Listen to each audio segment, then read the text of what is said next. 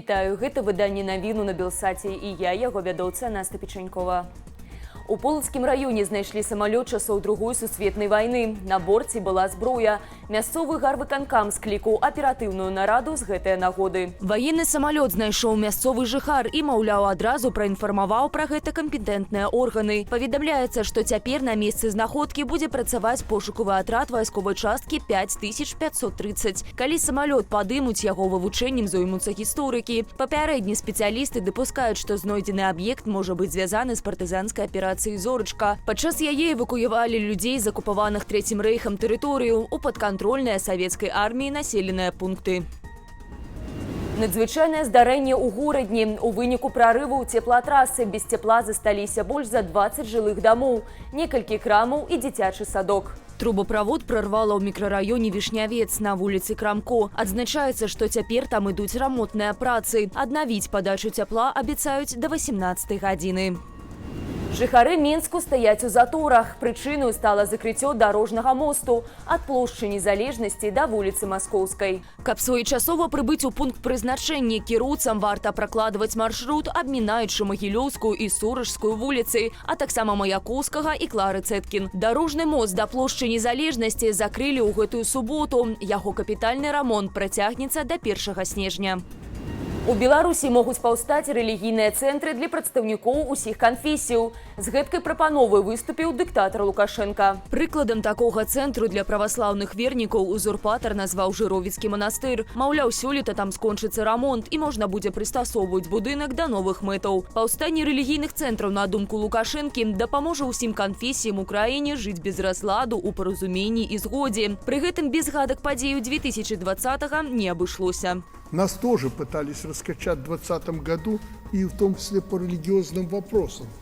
Не случайно один из сильнейших информационных ударов был нанесен именно по священнослужителям. Між тым, узурпатар не ўзгадаў ініцыяваных ім рэпрэсій у дачыненні каталіцкіх святароў і парафіяў. Напрыклад, 11 гадоў калоніі ксяндзу Генрыху Акалатовічу за нібыта здраду дзяржаве або закрыццё чырвонага касцёлу. На фоне недахопа педагогаў беларускія чыноўнікі збіраюцца абмежаваць доступ да гэтай прафесіі. Адпаведны законапраект рыхтуюць у Міністэрстве адукацыі. Згодна з дакументам, педагогамі не змогуць стаць беларусы, якія ўчынілі злачынствы паводле наркатычных і гэтак званых экстрэмісцкіх артыкулаў. Таксама пры прыёме на працу з дзецьмі настаўнікі пачнуць праходзіць псіхалагічнае сумоўе. Ацэньваць кандыдатаў будзе спецыяльная камісія, у склад якой увойдуць медычныя працаўнікі і педагогі-псіхолагі. Акрамя таго, законопроект прадугледжвае шэраг новых захадаў, скіраваных на павышэнне бяспекі дзяцей у інтэрнэце. Міністэрства плануе наладзіць супрацу з аператарамі сотавай сувязі, каб прапанаваць бацькам новыя праграмы кантролю. Таксама чыноўнікі плануюць забараніць продаж, цытата, небяспечных цацак, прататыпаў герою камп'ютарных гульняў і фільмаў. Яскравым прыкладам можа служыць так званая цацка хагі-вагі, выяўленая за сутнасцю вачэй, адсутнасцю іншых частак цела, то бок у наўмысна знявечаным вобразе, ці то дзіцяці, ці то лялькі, што безумоўна выхоўвае і падштурхоўвае нашых дзяцей да думкі, што гэта норма. Адпаведна, гэта можа пасля справакаваць гвалт, скажонае ўспрыманне добра і зла. Амаль год без тэлефону і інтэрнэту. Жыхары мікрараёну Новая Баравая скардзяцца пра праблемы з сувяззю. Скарыстацца мабільным інтэрнэтам і сотавай сувязі не могуць беларусы, што лета засяліліся ў новабудоўлі ў квартале Цэнтральны парк. Пра свае праблемы яны распавялі выданню «Точка». Каб адправіць фота, трэба 10-15 хвілінаў. Відэазванкі недасяжныя. Змена месенджера нічога не дае. Звычайныя званкі не праходзяць. Шанец ёсць толькі ў кутку гаўбца. У самім доме і ў кватэры сувязі няма. Як паведамляе выданне, прычыною такой сітуацыі з'яўляецца адсутнасць у Новай Баравой базавых станцыяў. Забудоўнік абяцае наладзіць сувязь, аднак тое зойме час, бо для ўсталявання станцыі неабходна знайсці прыдатнае месца, аформіць дакументы і атрымаць згоду большасці ўласнікаў жытла.